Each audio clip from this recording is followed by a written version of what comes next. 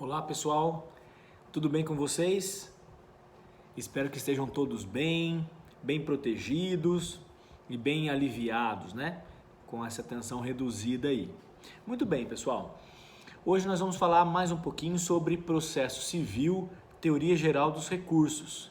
Na nossa última aula, nós fizemos alguns exercícios de fixação, alguns probleminhas, né? Alguns casos para identificação das espécies recursais e, mais importante, a elaboração ou a realização do juízo de admissibilidade.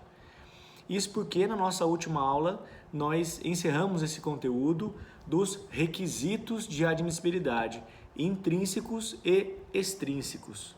Então nós já encerramos essa forma de análise dos recursos e vimos que para que um recurso possa ser integralmente analisado, ele passa por dois juízos.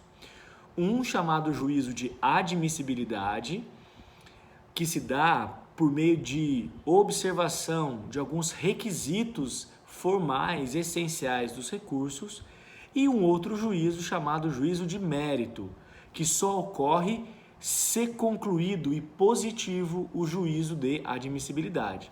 Nós vimos que esse juízo de admissibilidade se dá através da observância do cumprimento de 7 requisitos. Seguimos a linha de Barbosa Moreira com esses 7 requisitos, divididos em requisitos intrínsecos de admissibilidade e extrínsecos de admissibilidade. Isso é apenas uma retomada, porque esse conteúdo nós já vimos, ok? Dentro dos requisitos intrínsecos, segundo Barbosa Moreira, estão 1. Cabimento do recurso, interesse e legitimidade.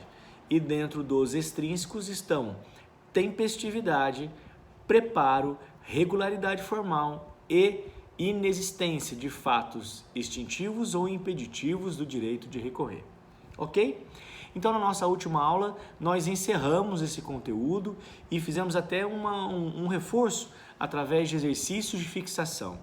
Eu pedi a vocês que refizessem os 5 casinhos, identificando a espécie recursal e respondendo as questões que lá estão. Espero que vocês tenham feito.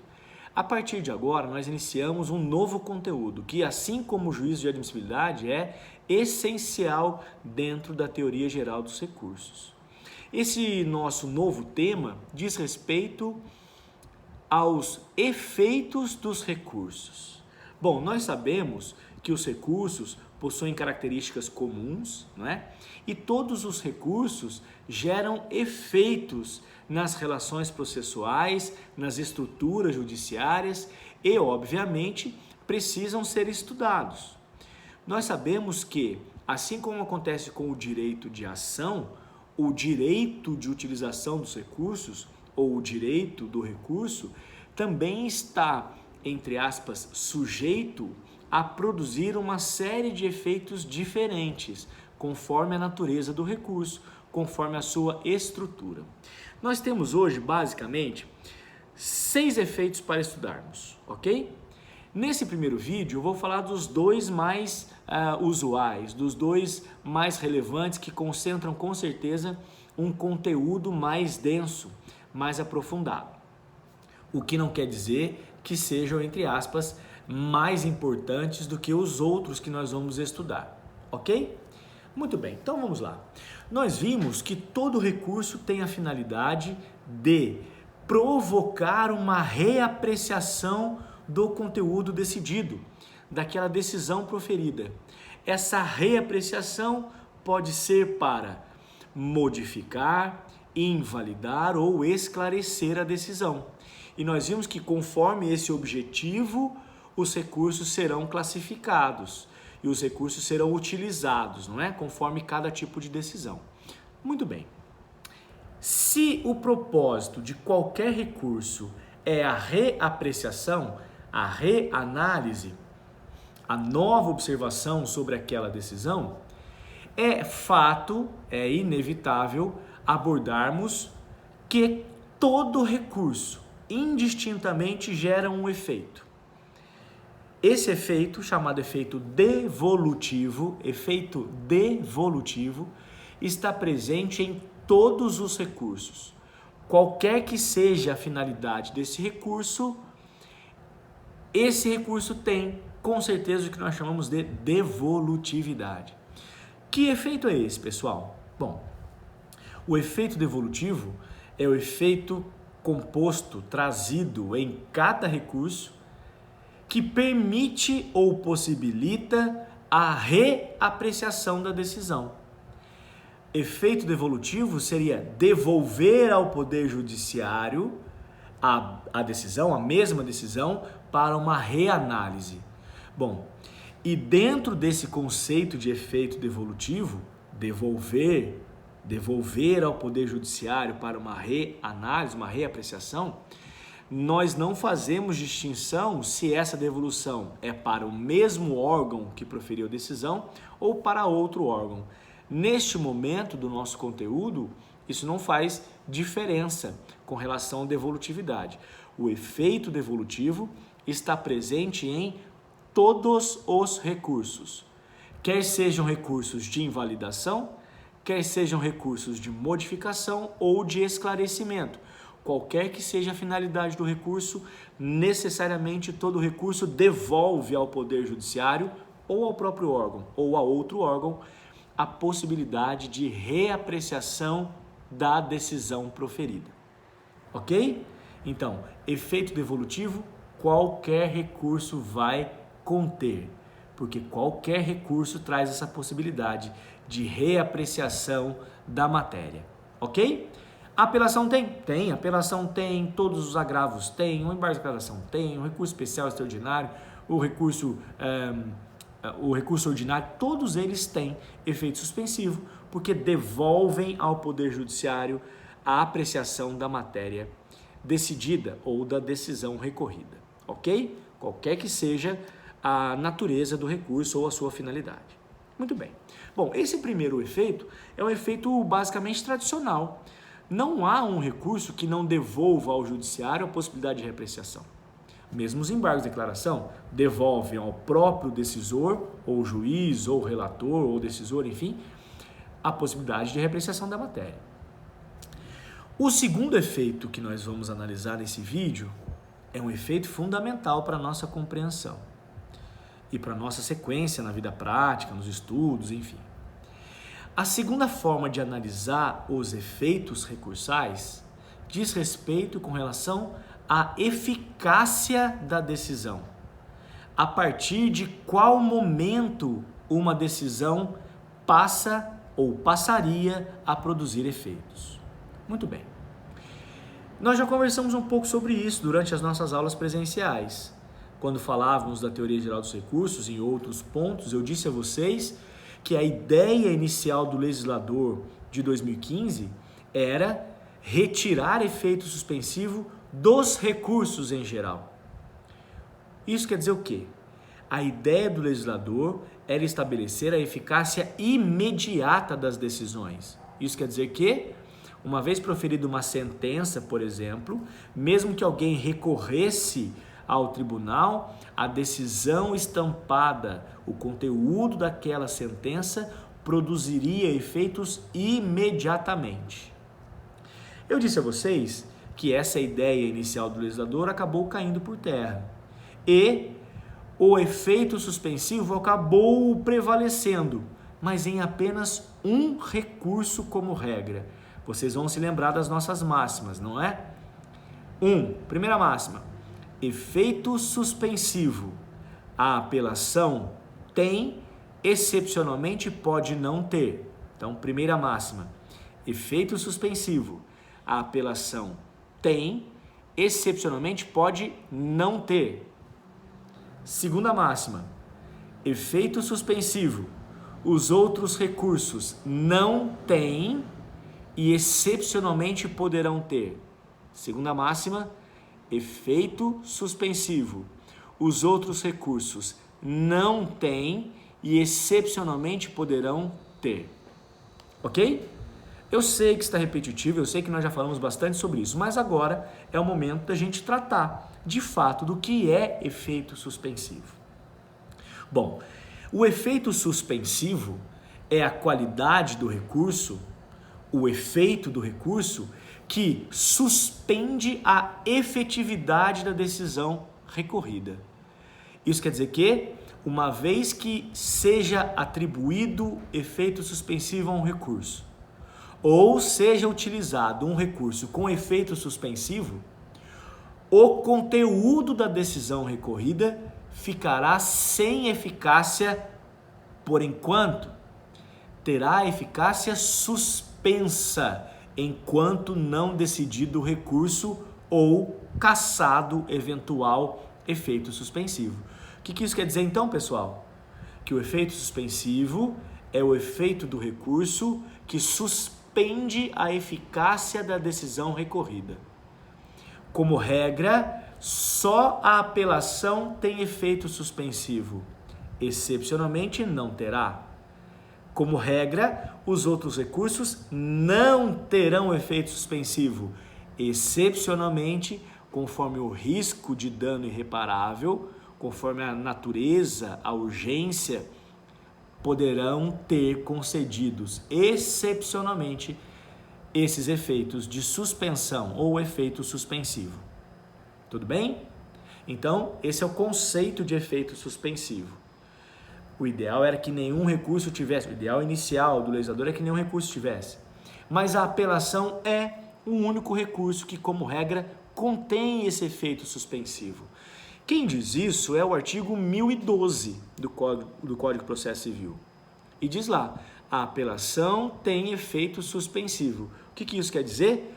Como regra, uma vez que alguém apresente apelação sobre uma sentença ou em decorrência de uma sentença proferida, esse recurso de apelação vai suspender os efeitos, vai suspender a eficácia daquela sentença até que a apelação seja julgada.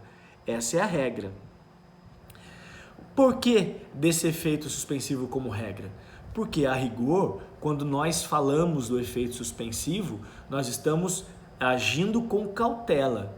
Nós estamos garantindo o duplo grau de jurisdição e impedindo que um efeito ilegal ou injusto ou inadequado passe a ser efetivo desde a sentença. A ideia de conceder efeito suspensivo para a apelação reside exatamente nessa proteção do duplo grau de jurisdição, para que essa decisão de mérito possa ser melhor analisada, para que uma eventual injustiça não possa se perpetuar, ok? Então, no caso da apelação, como regra, nós temos efeito suspensivo. Mas o próprio artigo 1012 estabelece para nós casos em que a apelação não terá efeito suspensivo. E essas circunstâncias são, entre aspas, justificáveis. Vamos lá? Acompanhem comigo, por favor, a leitura do artigo 1012 do Código de Processo Civil. Então, o caput diz lá: 1. A apelação terá efeito suspensivo. Parágrafo 1º. Além de outras hipóteses previstas em lei, começa a produzir efeito imediatamente após a sua publicação a sentença que 1. Homologa divisão ou demarcação de terras. Isso quer dizer que, a fim de colocar uma solução em um impasse sobre disputa de terras, a apelação não impedirá a produção dos efeitos da sentença. A sentença imediatamente passará a valer para, entre aspas, demarcar a terra que foi objeto da lide. Inciso 2. Condena a pagar alimentos. Ora, nós sabemos que a ação de alimentos tem caráter de subsistência, caráter alimentar. Já pensou se uma pessoa condenada a pagar alimentos apelasse e tivesse a suspensão dessa condenação? E se um recurso demorasse, por exemplo, 1 ano para ser julgado, o alimentante ficaria sem alimentos nesse decorrer de 1 ano? Não seria nada adequado permitir efeito suspensivo a uma apelação de uma decisão que condenasse alimentos em razão da proteção do próprio alimentante. Inciso 3. Extingue sem resolução de mérito ou julga improcedente os embargos do executado. Bom, As execuções serão analisadas, serão estudadas daqui a aproximadamente um ano, tudo bem? No semestre que vem, vocês vão estudar tutelas provisórias e vão iniciar a teoria geral de execuções. Mas só para a gente ter uma ideia, os embargos do executado são a defesa de quem está sendo buscado em juízo para a satisfação da sua obrigação. Uma das formas de se defender de uma execução no processo civil é através dos embargos. É a resposta, é a defesa do devedor, tudo bem? Então, neste caso também, a apelação não terá efeito suspensivo, ok? Até porque, se esses embargos forem acolhidos, é porque há algum motivo para impedir a cobrança, a execução, a penhora, ok? 4. Julga procedente o pedido de instituição de arbitragem. Nós chegamos a falar sobre isso num dos probleminhas que a gente resolveu, não é? E vimos, eu disse a vocês que naquele momento nós avaliaríamos que nestes casos, quando o juiz reconhece a convenção de arbitragem, óbvio que uma eventual apelação não pode permitir a geração de efeitos. Se o juiz reconheceu que há uma cláusula ou convenção de arbitragem, ele não tem atribuição legal para atuar nesse processo. Então, por óbvio, a sentença, que neste caso reconhecer a constituição da arbitragem, também não terá efeito suspensivo. 5. Confirma, concede ou revoga a tutela provisória. Tudo bem? Nós já falamos também sobre isso no último probleminha nosso. Aliás, na última aula, no primeiro problema, em que falávamos da concessão no curso do processo e a revogação no final, certo? Muito bem. E por último, decreta a interdição. Atenção, pessoal, nada mais adequado do que retirar efeito suspensivo de uma sentença que decreta a interdição. A interdição será uma declaração judicial de, entre aspas, restrições para os atos da vida civil. Claro que essa interdição vai depender de uma perícia, vai depender de uma análise concreta de cada caso e vai ser estabelecida de acordo com essa dimensão, né? De acordo com a profundidade dessa incapacidade averiguada, aferida em juízo. Mas é óbvio que se há uma decretação de interdição, por cautela, é melhor que aqueles efeitos passem a ser produzidos de imediato, sem que haja uma suspensão desses efeitos e, eventualmente, a proteção ao interditando caia por terra em relação a uma apelação. Ok?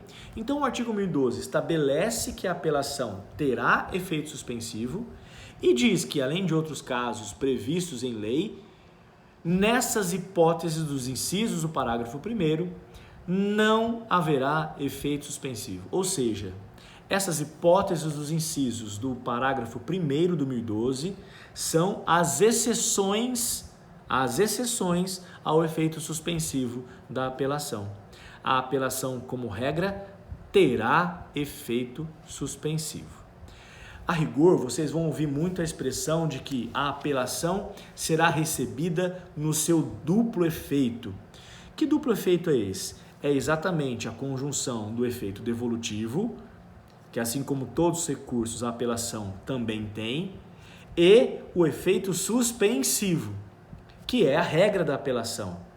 Excepcionalmente, quando esse efeito suspensivo não for aplicável à apelação, exatamente nos casos do 1012, parágrafo 1º, seus incisos, aí sim a sentença não precisa nem declarar o duplo efeito. Por quê? Porque já se sabe que nos casos do 1012, parágrafo 1º, incisos, a apelação não terá efeito suspensivo. Tudo bem? Ótimo. Uma outra questão que se estabelece é o seguinte. Ok, nós vimos que a apelação, como regra, tem efeito suspensivo. Como regra, e excepcionalmente pode não ter. E, em contrapartida, os outros recursos também não terão efeito suspensivo. Como regra, não terão efeito suspensivo. Excepcionalmente poderão ter. E a minha pergunta então é a seguinte. Para encerrar esse vídeo da aula de hoje e para vocês pensarem e refletirem para o próximo vídeo. Eu vou começar o próximo vídeo já com esse assunto. E os embargos de declaração? Os embargos de declaração têm efeito suspensivo? Os embargos de declaração impedem a eficácia da decisão embargada? Será que uma decisão que não é clara terá efeito suspensivo? Faça uma pesquisa rápida antes de iniciarmos o próximo vídeo. Verifiquem se os embargos de declaração possuem ou não possuem o efeito suspensivo. Eu já volto já.